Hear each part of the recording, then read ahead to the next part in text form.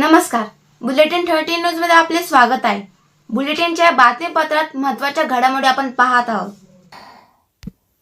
नमस्कार. बुलेटिन 13 न्यूजवर एक महत्त्वाची ब्रेकिंग न्यूज पाहत आहोत. बातमी आहे नायलॉन मांजा संदर्भातली. प्रतिबंधित असलेला पशुपक्षी प्राण्यांना तसेच पर्यावरणाला हानिकारक असलेला नायलॉन मांजा येवला शहर पोलिसांनी जप्त केला आहे.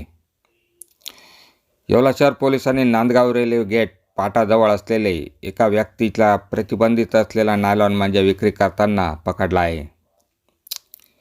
येवले शहराच्या नागड दरवाजा परिसरात राहणारा इम्रान इक्बाल शेख वय 34 या पतंग विक्रेत्याला पोलिसांनी ताब्यात घेऊन त्याच्याकडून 18 रीळ प्लॅस्टिकच्या भिंगरीवर गुंडाळलेल्या ताब्यात घेऊन बाजारभावाप्रमाणे 7,800 रुपये किमतीचा नायलॉन मांजा जप्त केला आहे.